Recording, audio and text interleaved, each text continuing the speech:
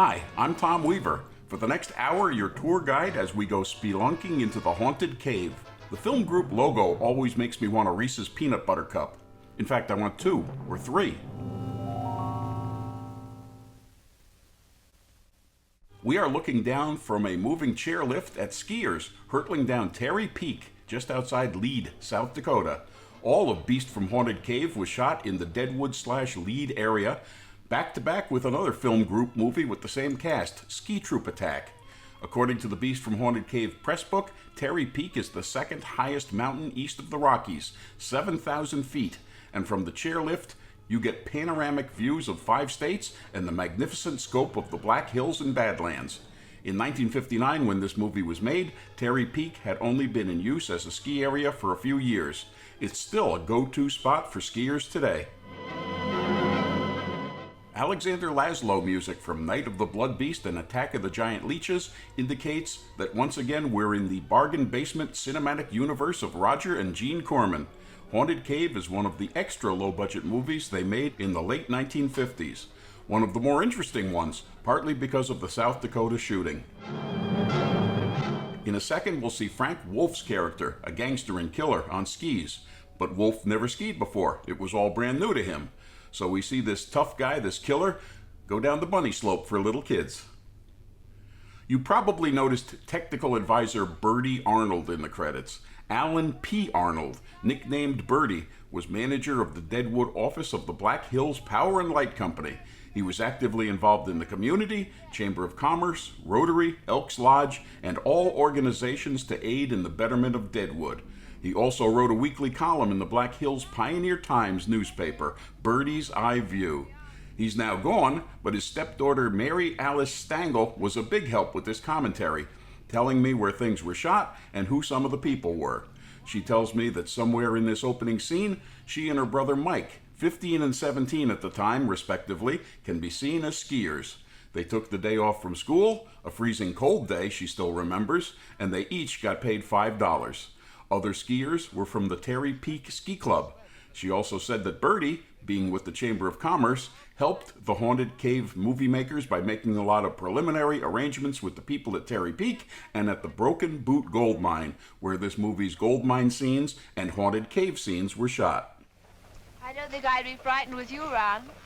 Mr. Jackson looks as though he could take care of anything, doesn't he, Alex? In this scene, it's supposed to be 10 o'clock in the morning, but ski instructor Gil just asked Alex if he's had enough for the day. I guess the beginner's slope really takes it out of a man. I bet you're hard to get to. Hello, Gil. Hi, boss. Have a good time? Good enough, boss. Boy, this place is great. One of the world's leading Beast from Haunted Cave fans, my co-commentator Larry Blamire. If you're a gangster secretly pulling a job, you might want to advise your underlings not to keep calling you boss. You also might want to try keeping a lid on Wally Campo so he draws less attention. The hybrid nature of Beast from Haunted Cave seems to get slammed a bit, like it needs to decide, is it a crime film, is it a monster movie? But I feel the crime element is way subservient to the horror, so that framework has never bothered me. The heist itself is short and sweet, kind of on the level of an old Ziv TV show like Highway Patrol. And who make less expectant monster victims than armed thugs? Something wrong, my sweet? As we'll see in a few seconds, you do get quite a good view from the top of Terry Peak, as promised by the Haunted Cave press book. And very shortly, we'll get a good look at the front of the Franklin Hotel on Main Street in Deadwood, a historic landmark, and not just because the Haunted Cave people stayed there. How much did it cost in 1959 to put up the cast and crew of a movie in the historic Franklin Hotel? Not much, when your producer Gene Corman is working a con. Haunted Cave director Monte Hellman once said in an interview, Gene pawned us off as a group of UCLA students, and he made a deal at a hotel in Deadwood, South Dakota for 50 cents a night per person, and put 2 to a room. And we had salami sandwiches for lunch. Just plain bread and salami in basically 10 degrees below zero weather, so it was a grueling experience. But it was fun. A cracker box with an iron door. Well, boy. I like the gray makeup in Frank Wolf's hair and mustache to make him look older. He was 30. My pal Bill Littman, now deceased, sad to say, was another huge fan of Haunted Cave. He was once in Deadwood, Haunted Cave might have been his reason for going, and he checked out the Franklin Hotel. Later in the movie, you'll see the hotel's main foyer and a staircase. Bill was pleased to report that it still looked exactly the same as it did in the movie, but Bill complained that the lobby was now littered with little old ladies playing slot machines. Grab the ski lift and meet the other two at the top for the trip. Simple. Simple as you, my boy. So then we wait at Jackson's. Surely this scene was shot in one of the Franklin hotel rooms. Getting back to what Monte Hellman was saying about Gene Corman paying the hotel 50 cents a person, in Deadwood, Gene did misrepresent who they all were and why they were there, surely to get cheaper prices for everything. We have not only Hellman's word for this, the newspapers in the area had fun covering the making of Haunted Cave. This was something new for them, having a movie crew in their midst, and presumably they got their information from Corman. Well, here's a fib right out of the horse's mouth. The February 11, 1959 Deadwood Pioneer Times reported that Corman had been a guest at a Deadwood Chamber of Commerce luncheon along with Hellman and Bob McNamara of the Arts Department of UCLA. Bob McNamara, remember that name. And Corman told the Chamber of Commerce that they were there on a special project to make TV science fiction plays. Obviously, that was never his plan. The February 16, 1959 Lead Daily Call newspaper reported, quote, "Here this week are a group of California movie producers and actors who will film various local scenes for incorporation in an hour-long TV thriller, Creature from the Cavern," unquote. The Rapid City, South Dakota newspaper passed along a different story. It reported that Haunted Cave's young and relatively unknown actors and actresses had, quote, pooled their resources, both artistic and financial, to make the film, which they hoped would be produced either as an hour-long television show or a science fiction type movie. The handsome young extra standing at the bar is Chris Robinson, who made and played the Beast from Haunted Cave. And in the background, past Sheila Carroll, sitting at a table wearing glasses, Kinta Zertucci, this movie's assistant to the producer. Not long before Haunted Cave, Kinta appeared in The Wasp Woman as the nurse who was killed by the Wasp Woman. Kinta also co-wrote The Wasp Woman. So as I say, someone, presumably Gene Corman, was passing out half-true and entirely false information about the movie being made, including a claim that the young actors themselves were footing the bills. I like how, for no particular reason, Byron and Marty are horsing around in the background. You'll find that sort of thing several times in Haunted Cave. Stuff going on in the background just to make the shot a little more interesting for viewers who happen to notice.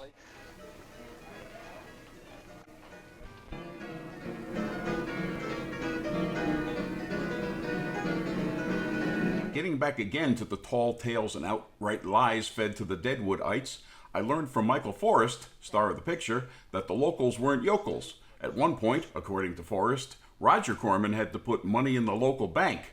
Forrest said it was something like $50,000, quote, so that people would realize that we weren't just a fly-by-night outfit, although, and Forrest started laughing at this point, although we really were, I guess.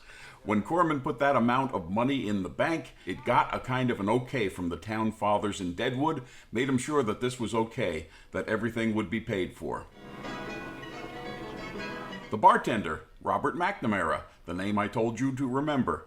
Why they brought this guy up from Hollywood to play the tiny part of the bartender, I have no idea, unless he also had some other behind-the-scenes job on the movie.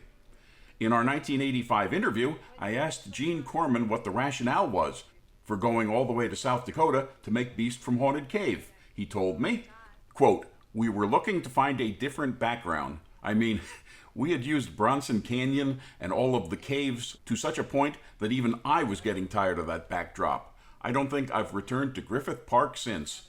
Bronson Canyon, the Arboretum, we'd outgrown those because we'd done pictures there so many times. It just seemed that we had to do something different."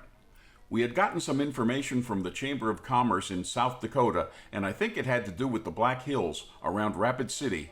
Once we got there, we found that the Black Hills were such that visually you couldn't hold them. They're wonderful if you're standing 5 miles away, but once you're down there close, you're always in shade, and it just didn't seem to work as well as I had hoped. Then we found out there was a gold mine in Lead, South Dakota, so obviously that intrigued me, and I wanted to use that mine. But there was no way I could get the permission. One of the officers of the mine told me of an old mine in Deadwood, 20 miles away. So we used the interior of that mine and the mountain and snow around it. That was the first time I had tried to shoot in snow, and it was very difficult. But the picture had a whole new look. Nothing to see this time of night. A lot of reviewers appreciated the whole new look. I'll talk about that in a moment. First, Richard Sinatra, 23 years old. His father was Ray Sinatra, who was related to Frank Sinatra. And Linnea Alstrand, Playboy Playmate of the Month for July 1958, outside an entrance to the Broken Boot Gold Mine. I know a little about the place thanks to the Broken Boot Gold Mine website, now a tourist attraction, and to Nathan Deers, one of the tour guides who works there. I talked to him on the phone.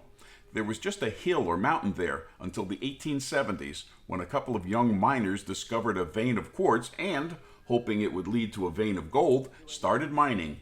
They did find gold, but not a lot. They also found iron pyrite, fool's gold. But iron pyrite was also in demand because it could be used to make sulfuric acid, and sulfuric acid was used in the processing of real gold. According to the website, the mine made more profit from selling fool's gold than they did real gold.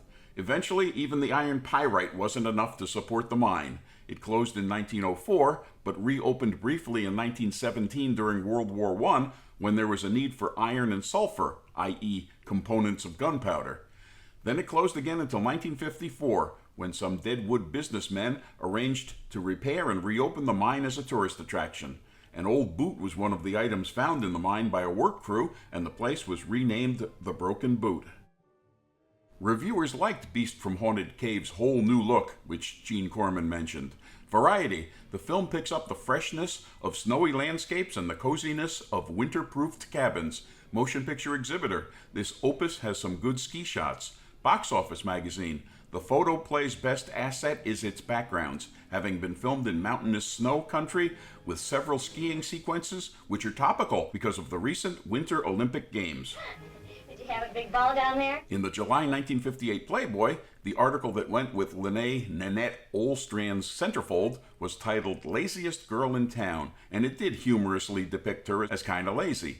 And maybe she was lazy movie and TV-wise also, because she didn't have much of a career. Just a couple movies and a couple TV episodes.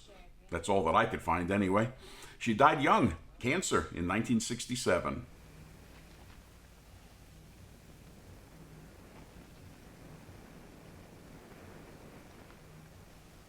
Between the angel hair on Chris Robinson's Beast costume and the mine setting, the veteran monster kid probably expects to see an It Came From Outer Space xenomorph. What a great creepy way to introduce the Beast. As Natalie and Marty make the Beast's acquaintance, let's let Monte Hellman talk about how he made the acquaintance of Roger Corman and began directing pictures for him. Hellman was working as an editor at American Broadcasting when he first set eyes on Roger a few years prior to Haunted Cave. While I was working at American Broadcasting, I used to go and eat my lunch at Griffith Park, and I saw Roger Corman shooting a film there one time. And then a couple of years later, I met him, and we became social acquaintances.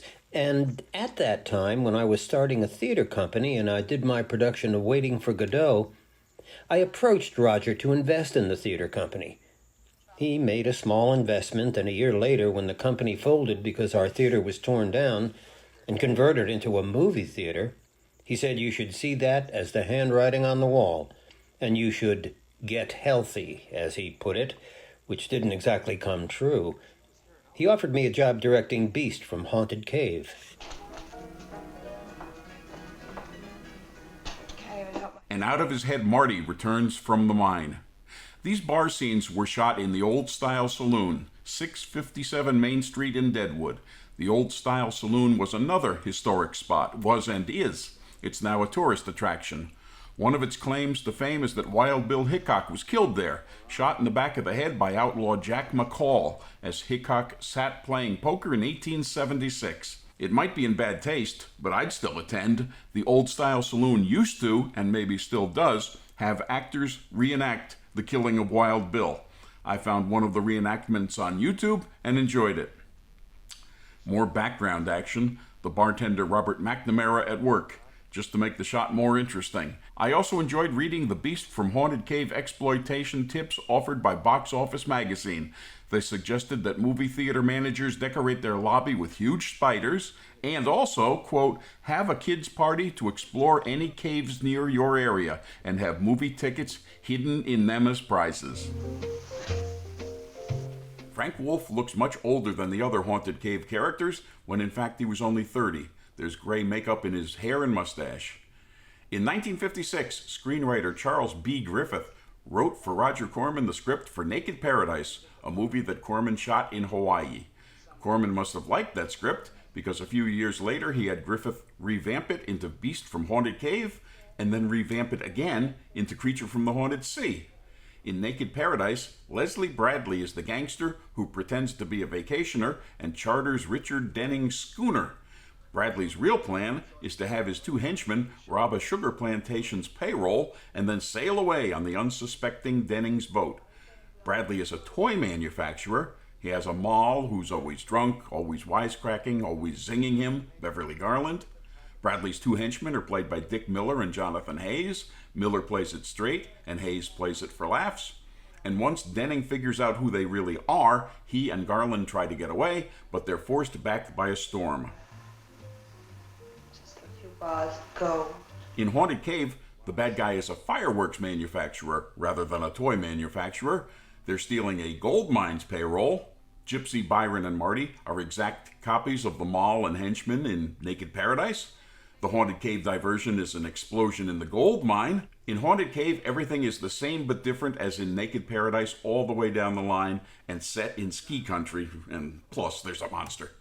In preparing to do this commentary, I watched Naked Paradise and Haunted Cave back to back for the first time, and it was fun to see how closely a lot of Naked Paradise scenes were copied in Haunted Cave.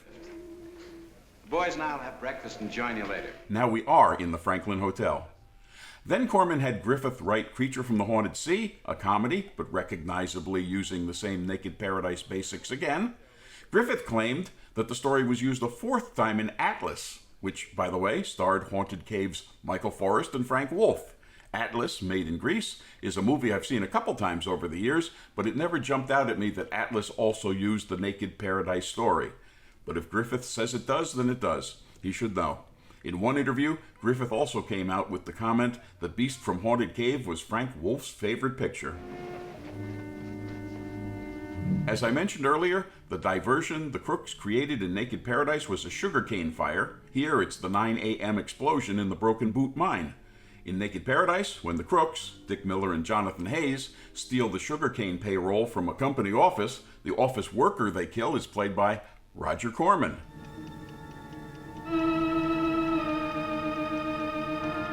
As the bomb ticks down the final seconds, a watchman unexpectedly arrives, played by Bertie Arnold. Bye, bye, Bertie! As I mentioned earlier, Deadwood residents had fun with the fact that Haunted Cave was shot there, while the movie makers were there, and for quite a while afterwards. On August 27, 1959, a short time after Haunted Cave played theaters in that area, there was a Rotary Club meeting where some woman talked about studying for a year in Finland, and then Reverend Michael Thompson made a special presentation. He gave the president of the Rotary Club, Bertie Arnold, a quote-unquote Oscar for being the best supporting actor in the Black Hills for the performance he gave in Beast from Haunted Cave. His stepdaughter, Mary Alice Stangl, says she doesn't know what kind of Oscar replica they gave him. It is. In a few moments, when we see the crooks entering the payroll office building, that's really just the side of the Franklin Hotel. When the car starts, notice that we must be seeing a take 2 because you can see the wet tire tracks from take 1. Inside, when we see a vault door, that footage was shot at the Black Hills Power and Light Company's office. Michael Forrest talks about how he got the starring part in Haunted Cave. The director of Beast from Haunted Cave, Monte Hellman, was someone I knew quite well. I knew him as Monte Himmelbaum, which is his real name. He called me one day and said, listen, we're going to do this picture in South Dakota, and Frank Wolf is going to be on it, and you can be on it too. I want you to go down and meet Gene Corman. I said fine, and I went to the office and I met Gene Corman. Roger was also there and we talked and so forth, and it was like a done deal even before I walked in because Monte wanted me to do the picture. Beast from Haunted Cave and Ski Troop Attack were done back to back. We did Beast first, then Roger came up the day we were finishing Beast. We had one day off and started the next picture. We did 2 pictures in 5 weeks. Forrest had already done a picture for Roger Corman, the injury-prone Viking Women and the Sea Serpent in 1957.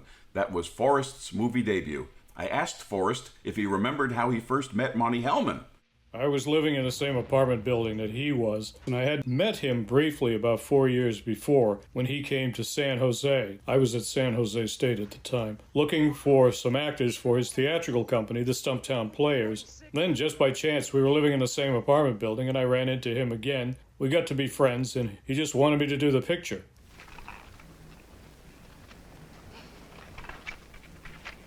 Well, what do you think of me? What do you mean?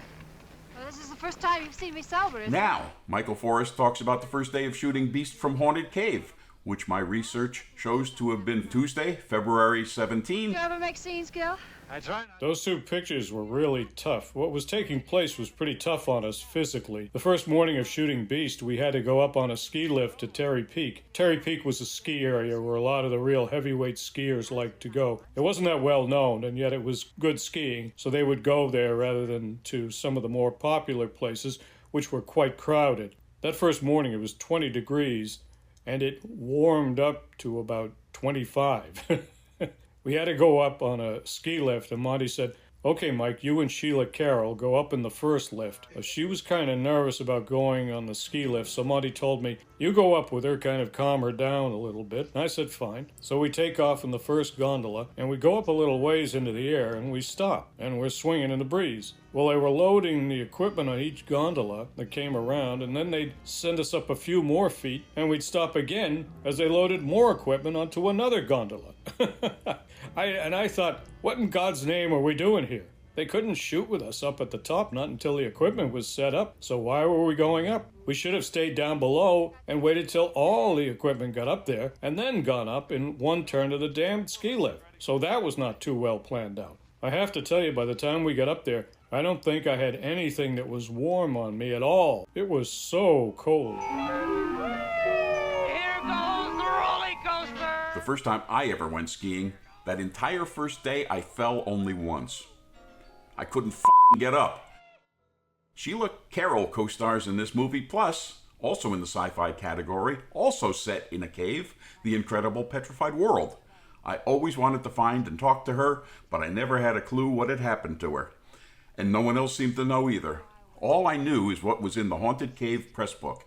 It called Haunted Cave her feature film debut, which it was not. It said that she attended Los Angeles City College and Catholic University in Washington, D.C., that she was a fashion buyer at the same time, that she got theater training from Jeff Corey and did stock and little theater work on the side. In New York, quote, she was very active in television, appearing on such shows as The Verdict Is Yours and Studio One, as well as work in a number of experimental off-Broadway shows at the St. Mark's Theater. After summer stock in New Mexico, and upon her return to Hollywood, she was immediately snapped up by local television, unquote. How much of that is true? I have no idea. Now, that said, I had the amazing Laura Wagner of Classic Images magazine do some digging on Sheila Carroll just for this commentary, and in a bit, I'll share what Laura found. Follow my lead. Okay, Gil, here we go. The cross-country skiing trek begins, and as you watch the movie, you really do feel that they're out in the middle of nowhere. To quote Videoscope magazine, the White Wilderness gives you a creepy sense of isolation. But where they actually are is a section of the Lead Country Club, according to one South Dakota newspaper. Another paper said these scenes were shot along Highway 85, hardly the middle of nowhere. Michael Forrest told me that one day when they were shooting, they were near a spot where linemen were doing some work on electrical lines. The linemen had brought along warming huts that they could occasionally enter in order to warm up, and the linemen told the movie makers that they too could come in and get warm. Forrest told me, quote, "A warming hut is about the size of a small room. We could get at least a half a dozen inside at a time. As I recall, it was big enough for that many people to occupy and not be squeezed or standing on each other's toes. The linemen saw what we were doing, working outside as we were, and they said, "God almighty, we can't believe that you guys are out there working in this cold and don't have a warm place like we have." I said, "Well, that's showbiz." The lineman said, "We would never stand for having to work under these cold conditions and not be able to go someplace and get warm for at least a few minutes." The warming huts were really a godsend for us because they were warm. They had heaters in them and so forth.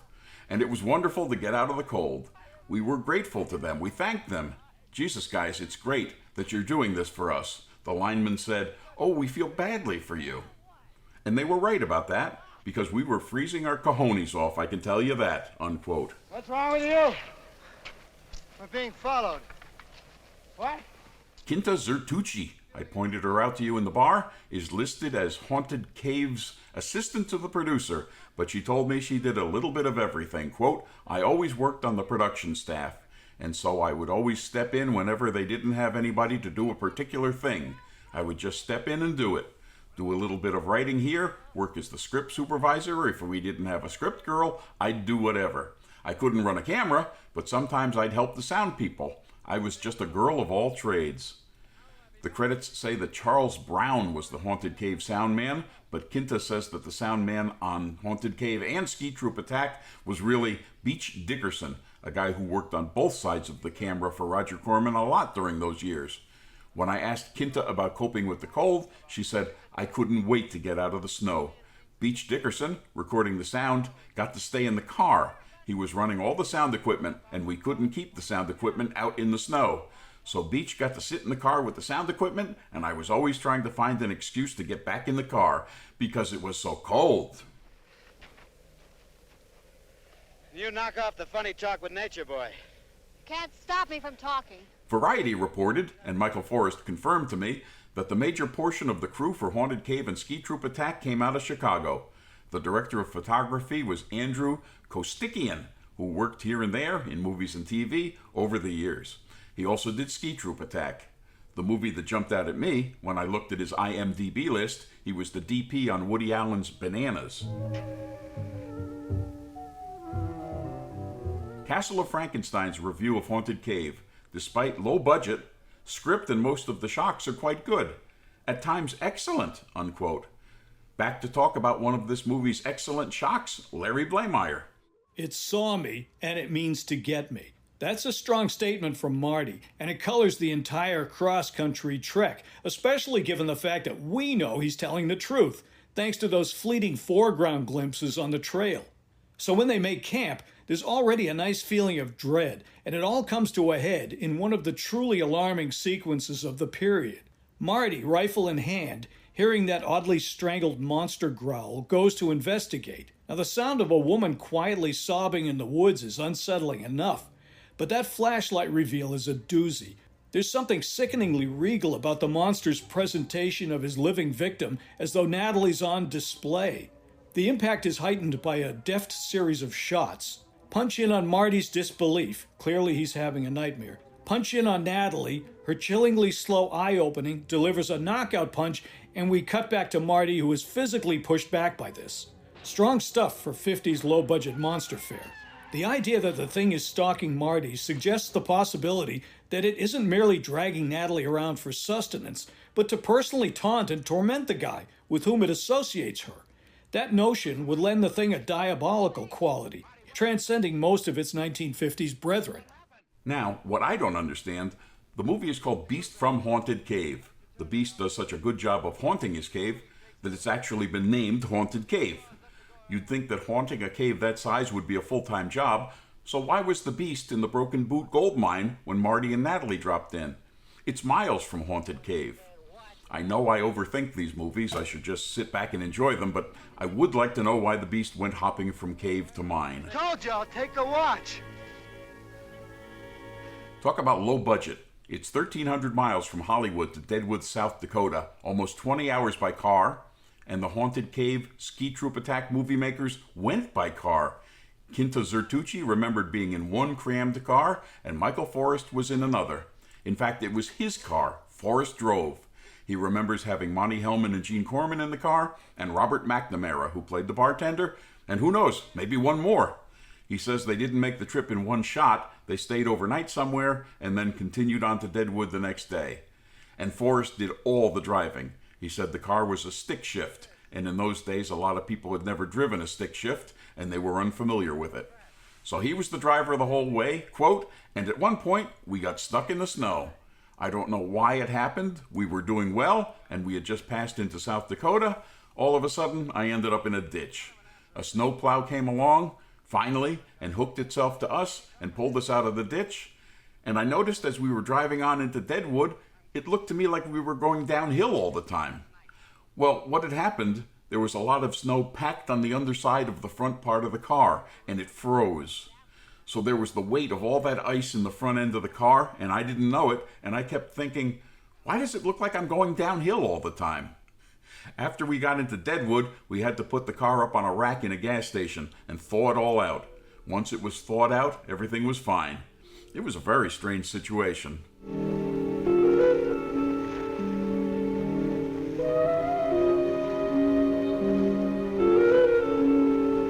Of course, I asked Forrest what he got paid when he worked for Corman.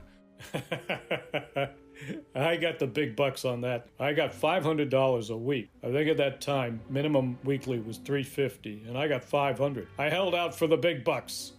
Big bucks, and I thought I was in the tall clover. South Dakota newspapers said that one of the places Haunted Cave was shot was, quote, Roger Severn's cabin on Strawberry Hill near Trojan, South Dakota. So that must be where we are now, this guy Severn's cabin used as Gil's cabin. And in a moment we'll see Gil's housekeeper, Small Dove, a hefty Indian woman, and she'll go on to share a few comical scenes with Byron. Her counterpart in Naked Paradise was an even heftier Hawaiian native woman who has comical scenes with Jonathan Hayes. Small Dove was played by Kay Jennings from the Deadwood area, so of course Haunted Cave was her only credit. An article in the Lead Daily Call, February 16, 1959, reveals how Kay Jennings was cast. I'm quoting from the article. Gene Corman cited the difficulty of securing a matronly Indian woman to play the role of a housekeeper, unquote. And now I'm quoting what Corman said in the paper. I saw so many Indians in Rapid City that I naturally thought they were as prevalent in Deadwood, and that I would have no trouble in locating one to play the role. Instead, we searched for days, unsuccessfully. I happened to mention our difficulty to Mrs. Peter Rich, who operates the newsstand here in the hotel lobby, and she said that she had seen just the woman we needed that morning when she got off the bus, unquote. According to Gene Corman, they searched the streets looking for this Indian woman but didn't find her. And then, this is Gene talking again, quote, later in the day, the woman returned to the hotel to take the bus out, and Mrs. Rich captured her for us and kept her at the hotel until we could talk to her, unquote. Simultaneous mine explosion in which watchman Leonard Wilsey lost his life was in some way connected with... By the way, another part of the reason that the Deadwood area was chosen to shoot Haunted Cave and Ski Troop Attack is revealed in Roger Corman's autobiography. He very frankly admits, to save money, I looked for a location allowing me to work with an IA crew out of its Chicago jurisdiction, which sets lower pay scales than in LA and allows much smaller crews. The answer was Deadwood in the Black Hills, unquote. And Roger says that Brother Gene came out and produced Haunted Cave, quote, so that we could amortize transportation and other costs over 2 pictures. Michael Forrest on the non-union crew they hired. They had a local crew come in from Chicago, and it was a good crew, hard-working guys. And Monte Hellman was a very good director. Monte had been an actor himself, and he understood the problems of actors and so forth, and he had a great relationship with all of us. I always liked Monte. According to a Monte Hellman interview in Cult Movies magazine, Roger Corman, quote, hired me thinking, wow, I can get you to write, direct, and edit, all for the same price. What a bargain, unquote. Actually, Hellman was not allowed to edit Haunted Cave. Hellman said that the Editors Guild wouldn't allow it. According to Hellman, it was the only film he ever made that he did not edit. Hellman's Haunted Cave salary was $1,000. What for? Reviewer Alta Maloney of the Boston Traveler newspaper liked the performances in Haunted Cave. She wrote that Michael Forrest was attractive, that Frank Wolf was an unusual type as the bank robber, and called Sheila Carroll a find. She also wrote that Richard Sinatra and Wally Campo were promising new faces. I asked Michael Forrest about the upcoming short fight scene with Frank Wolf. He said, quote, "Frank didn't know much about stunt fighting in films. I was pretty good, as a matter of fact, if I do say so. In this case, with Frank, I told Frank how to do a particular thing. He had to throw a punch at me. I said, 'You're going to throw the punch this way.' I set up the whole thing. And damned if he didn't hit me right square in the head. I said, 'Frank, listen, that isn't in the script.' He said, 'Oh, God, I'm so sorry.' And he almost broke his hand on my head. He said, 'Oh, I'm so sorry.' And I said, 'Frank, it's okay.' And we all had a laugh at it. It could have been worse. In a movie, when somebody throws a punch and doesn't know how to do it, you can hit a guy right in the nose and bust his nose, or in the mouth, break teeth often. Fortunately, Frank hit me on the top of my head, and the top of my head is like a piece of iron. It was not going to do any damage."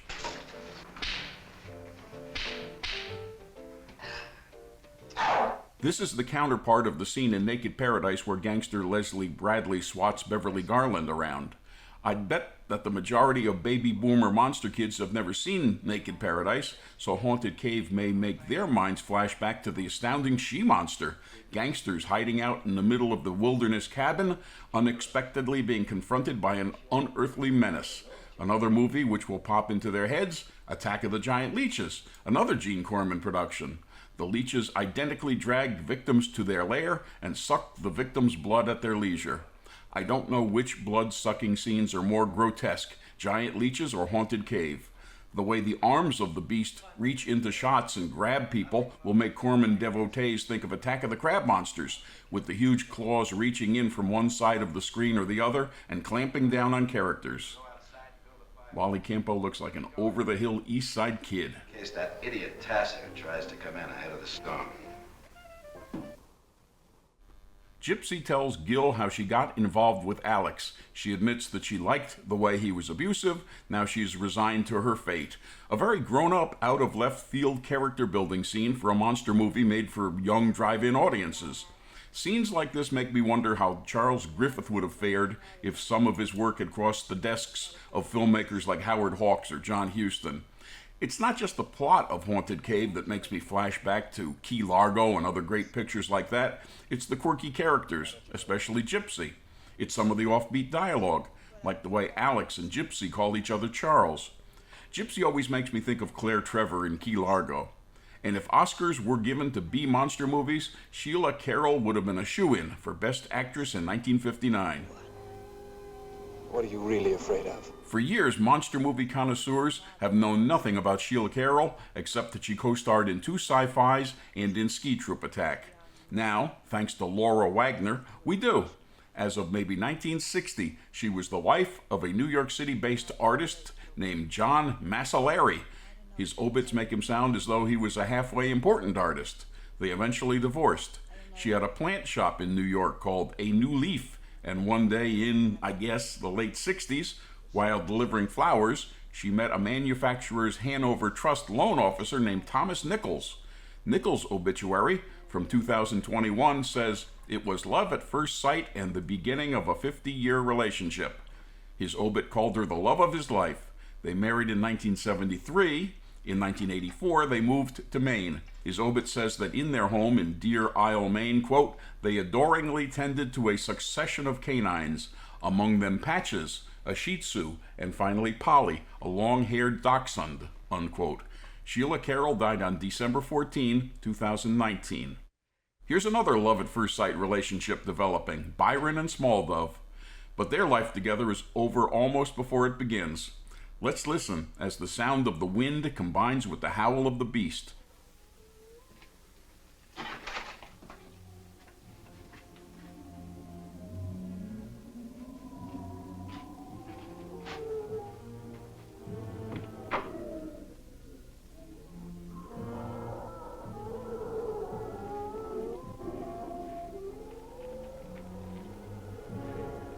Kind of sounds like Larry Blamire. When they're at the cabin, the monster's combination howl and growl coming from the woods, seeming to blend with the wind, is fairly chilling. And it's curious that Gil, who also didn't recognize its unique tracks, has never encountered this thing before, though he is familiar with Haunted Cave and presumably some spooky rumors. But this lends credence to the idea that it was Marty that drew the thing out.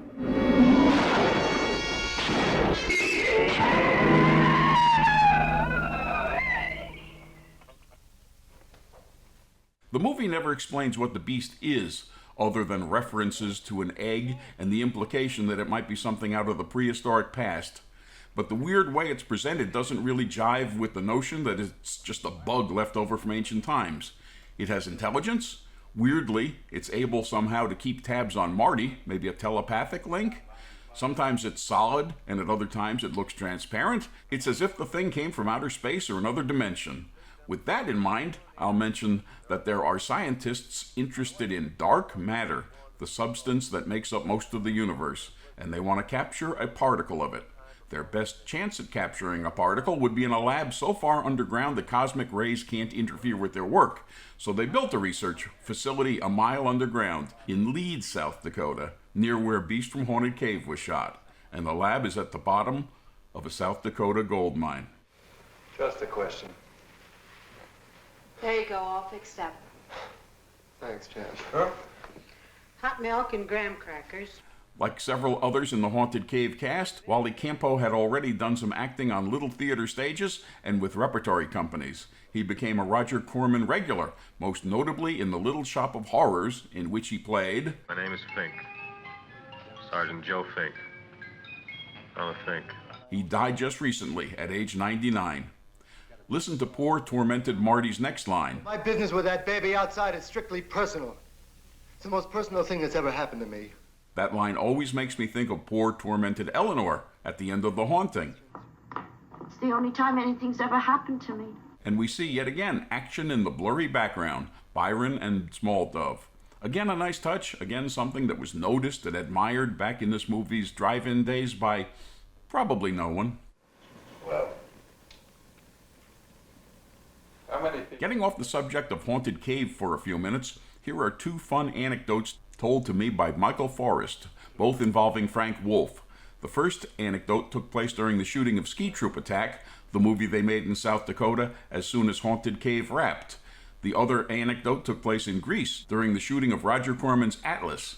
Forrest starts the Ski Troop story by talking about Deadwood's Franklin Hotel. It was a pretty good place. The accommodations were okay, and we had a lot of fun there. I must tell you, there was one morning, St. Patty's Day, 1959, when Frank and I didn't have a call on the picture until about 2 o'clock in the afternoon.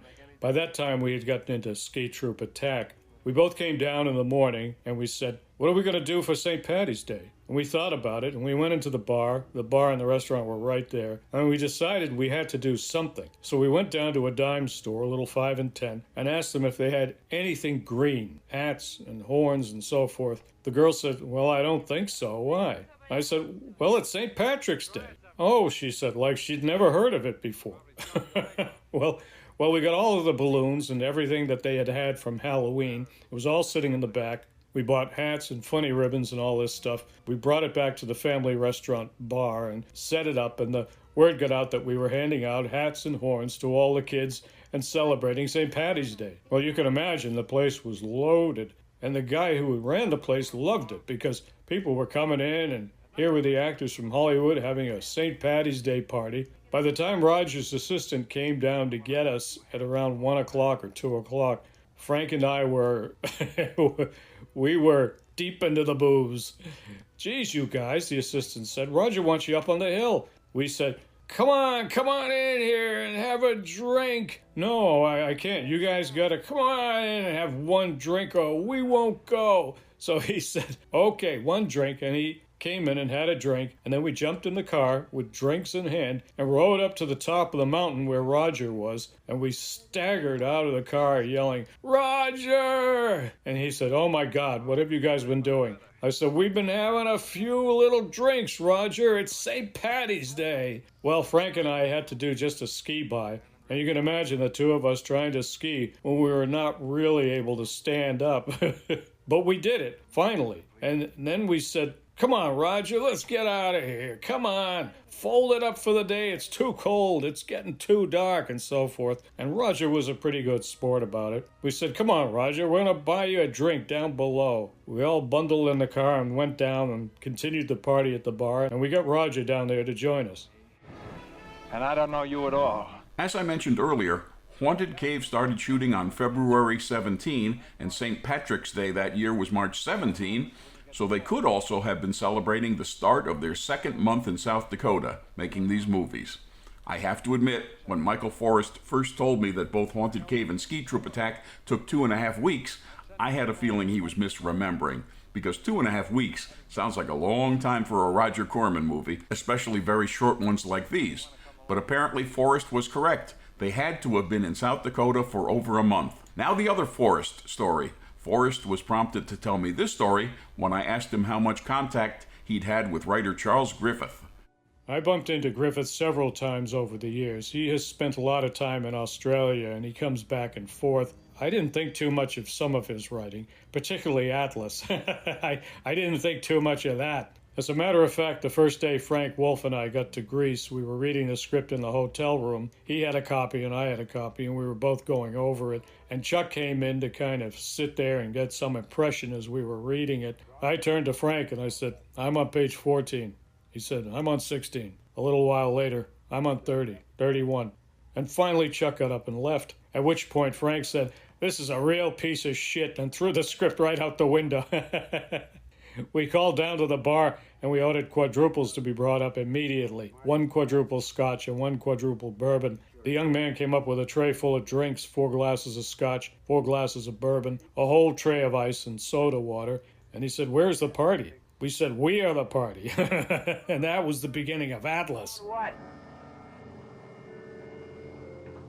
A few interesting tidbits from the book Monte Hellman, His Life and Films by Brad Stevens, published by McFarland in 2003.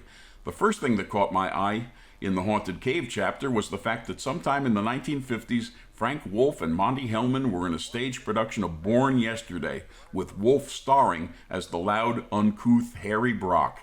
I can so vividly picture Wolf playing that part. I'd have loved to see it. Hellman said he cast all the Haunted Cave actors except Wally Campo, and added, "Sheila Carroll was a waitress at a coffee house on the Sunset Strip when I discovered her." And then a very surprising comment from Hellman about the Haunted Cave script. Quote, "Leo Gordon wrote the original screenplay for Beast. My original contract was as writer, director, editor. Soon after I was hired, Roger decided to get Charles B. Griffith to work on the rewrite with me. He wound up doing the writing while I supervised. Chuck's rewrite bore almost no resemblance to Leo's original. I added a number of private jokes, such as Frank and Sheila calling each other Charles, which really came from my relationship with Frank Wolf," unquote. Leo Gordon, the consummate tough guy actor, did co-write the movie Haunted Cave was theatrically paired with, The Wasp Woman. Can't remember. Well, that year we spent my birthday in Florida. What was funny about the Wasp Woman Haunted Cave double bill was that Frank Wolf was in both movies.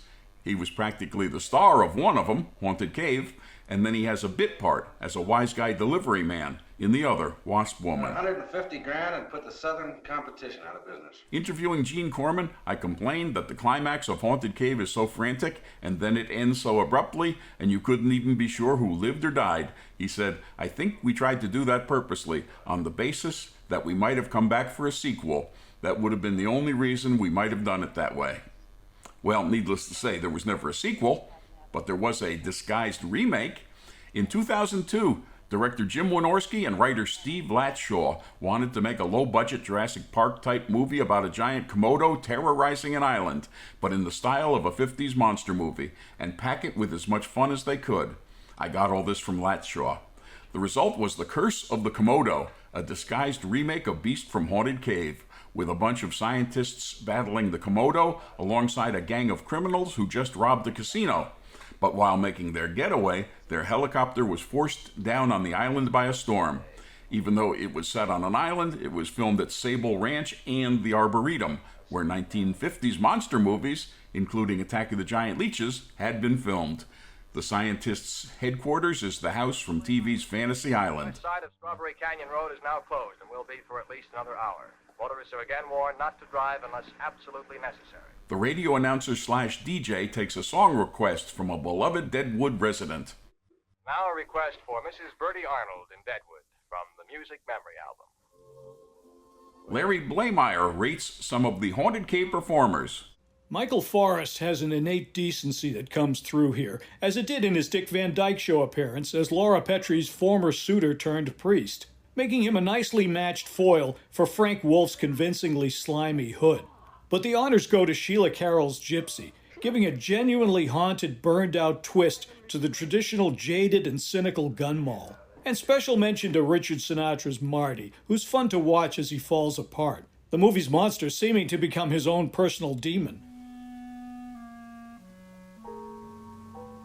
Speaking of Bertie Arnold, his stepdaughter, Mary Alice Stangle, told me that another one of her memories of Haunted Cave was that her family invited several of the Haunted Cave people over to their home, 67 Stewart Street in Deadwood, for dinner. Gene Corman, Michael Forrest, and Sheila Carroll. Quoting from Mary Alice's email, Mom fixed a great meal with beef roast, potatoes, gravy. Then they sang lots of songs as Mom played the piano.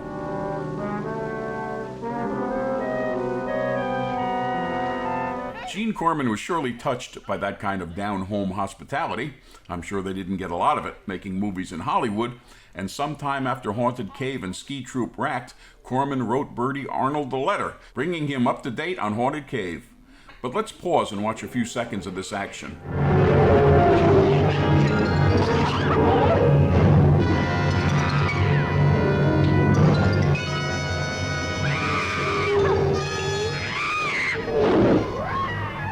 Gene Corman wrote to Bertie, quote, "We saw a first rough cut of our picture. It is very good, and I'm sure everyone who helped, especially you, will be proud and pleased. I plan to make it a full-length picture and hope to release it in the summer. Possibly we can have the first engagements through the Black Hills Theater chain and the initial opening in Deadwood. I'm having a foreword on the picture thanking everyone, and we list you and Ed Keene as technical advisors. Once again, I want to thank you," unquote. For you to tell Alex and let him finish me. You credits watchers know that in the opening credits, Bertie Arnold and Ed Keene were listed as technical advisors. You know all about Bertie. Ed Keene was the mayor of Deadwood and, according to Mary Alice Stangle, an avid snow skier. While Haunted Cave was in production, a South Dakota newspaper published a behind-the-scenes shot of cast and crew at work in the snow on Terry Peak, and the caption called Ed Keene the prototype for the ski instructor in the film, i.e., the prototype for Michael Forrest's character? I don't know what that means. Well, maybe it'll be satisfied with it. Not by a long shot. Speaking of that first day, Monte Hellman talked about day one in a 1988 interview conducted by Chris Gilpin. Hellman said in the interview that Haunted Cave, quote, "wasn't fun to make at all. It was my first film, and we had 13 days to shoot, and by noon of the first day we hadn't gotten a shot because the equipment was all frozen. It was 10 degrees below zero, and we couldn't get anything to run." Roger Corman, who was the executive producer, was screaming on the phone that if we didn't get our first day's quota, he was going to be on a plane the next day and take over the picture, unquote. I saw pieces of an egg in the mine. By the way, everybody who worked on Haunted Cave talked about the below freezing temperatures. I went online and looked up the temperatures in Deadwood in February and March of this year, and they were nowhere close to below zero. I mentioned this to Nathan Deers, the gold mine tour guide. I asked him if maybe the Haunted Cave people were exaggerating, and he said he didn't think so. He promised me that it can be that cold even in March. In fact, he said, they can have snow in Deadwood just about any month of the year. And he added that a few years ago, it snowed well into June, and there was a snow day the final week of school. Cowboy didn't come back yet either. According to the book Paul Blaisdell by Randy Palmer, Roger Corman approached Blaisdell about creating the costume for the Beast from Haunted Cave. Blaisdell, I know you know, created the It Conquered the World alien, the she-creature, the saucer men, It the Terror from Beyond Space, etc. But by this time, Blaisdell was souring on movie work, and when Corman offered to pay a very small amount of money, Blaisdell responded, "You're kidding, I hope." Corman said he wasn't kidding. Corman's tiny new company Film Group couldn't pay Blaisdell as much as AIP had, which was probably also a pittance. Blaisdell said, "Roger, I can't do it for that amount. I'd like to help you out, but what you're offering me would barely cover the cost of the materials. You'll have to get somebody else." That's the only place they can hold up. The Beast costume was eventually made and worn by a 20-year-old named Chris Robinson, who subsequently had a long TV movie acting career, but who's never forgotten that it was the Beast from Haunted Cave what brung him to the dance. I'll be writing about Chris Robinson and his Haunted Cave experiences in the booklet that accompanies this Blu-ray. I've talked to Michael Forrest a few times over the past several days, preparing for this commentary.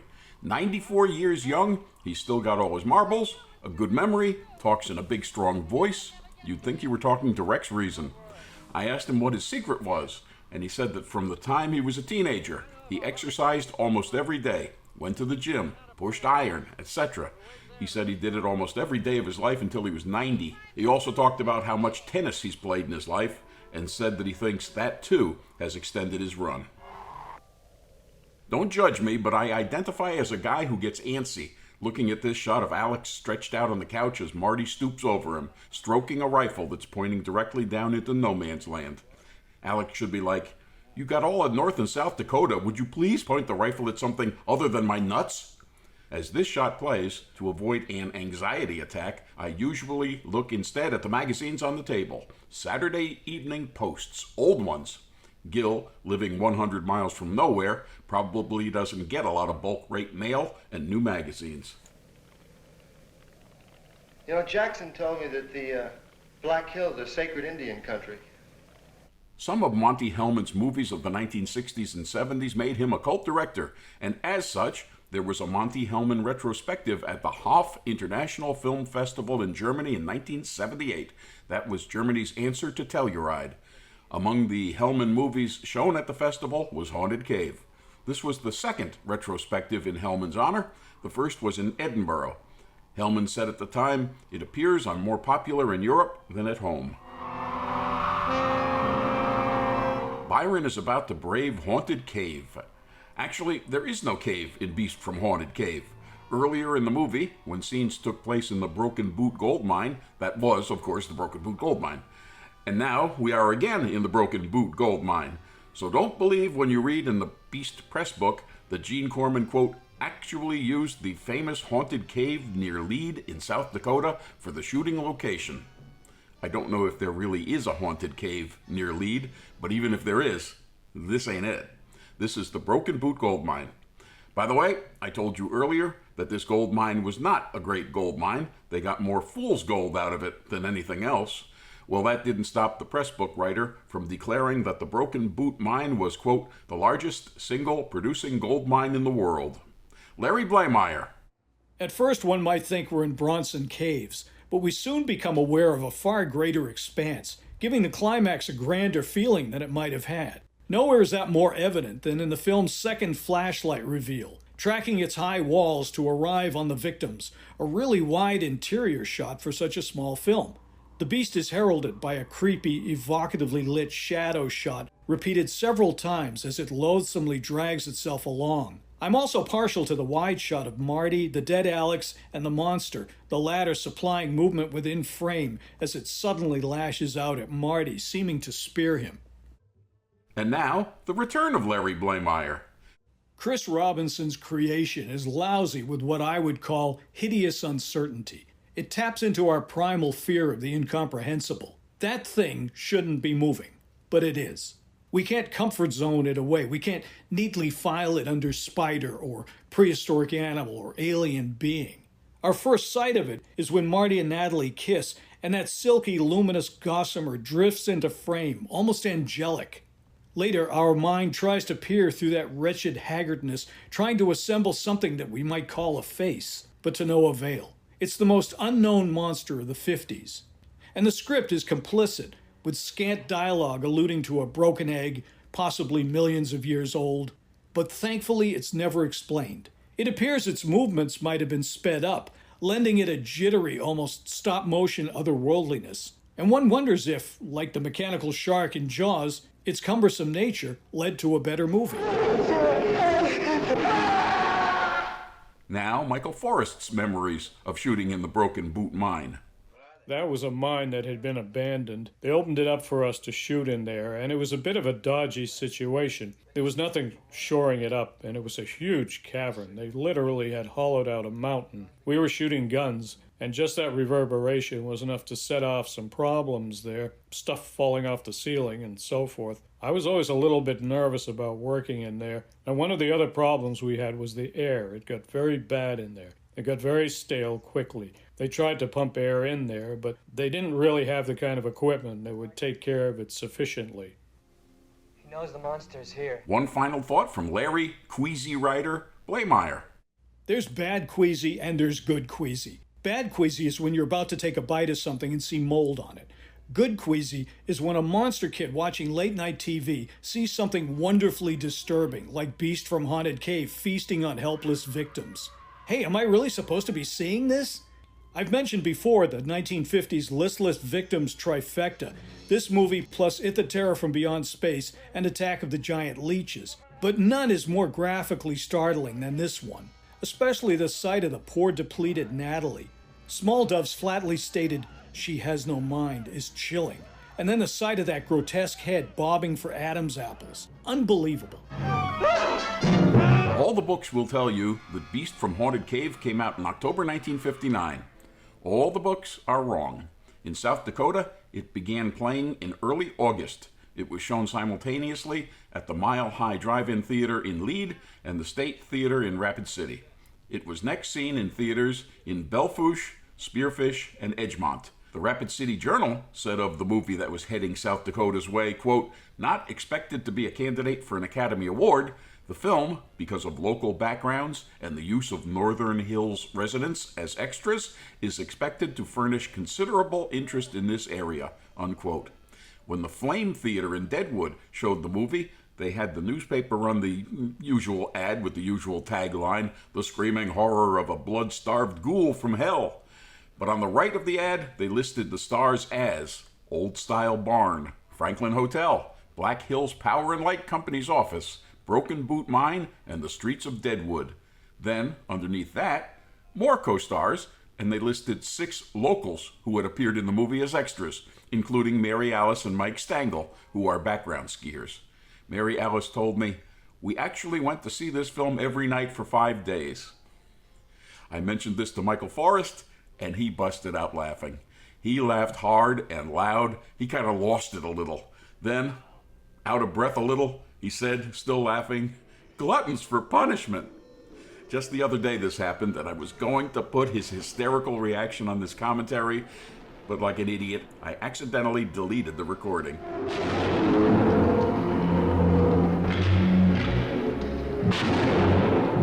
Michael Forrest on the Beast costume, created and worn by Chris Robinson. I kept looking at the thing and thinking, this doesn't scare me at all. But it was supposed to, I guess. Now, I'm not trying to make a bad situation for Chris. Chris was doing the best he could under the circumstances, trying to make this thing walk when he could hardly move in it. It was supposed to be something we were terrified of, and shooting at it when it was attacking, well, you could walk faster than it could move.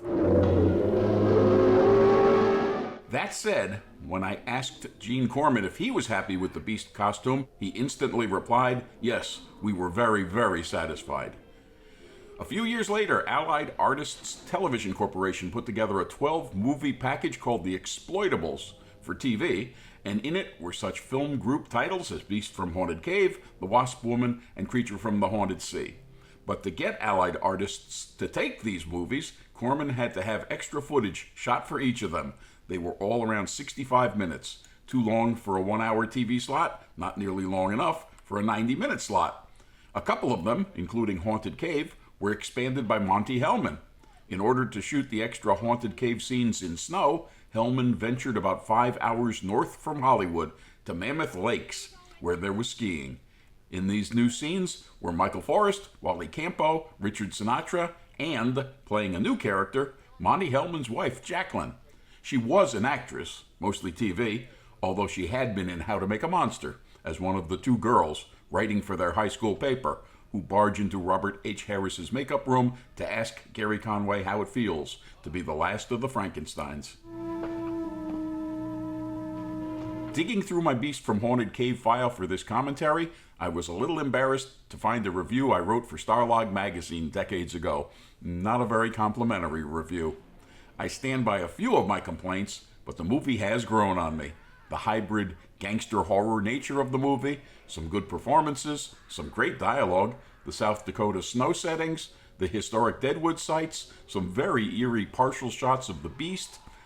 That's more than enough for me. As Michael Brunis once wrote, Haunted Cave is far more interesting than many slicker Hollywood studio B sci-fi movies, and it delivers some genuine chills. Who could ask for more? Thank you Gene Corman, Michael Forrest, Kinta Zertucci, Scott Gallinghouse, Laura Wagner, Gary Prang, Barbara Luna, Hal Lane, Mike Brunis, Mary Alice Stangl, Don and Vicky Smeraldi, Nathan Deers, the Mighty Weaver art players, and whoever composed the AIP logo music, which Haunted Cave just stole. Thank you for listening.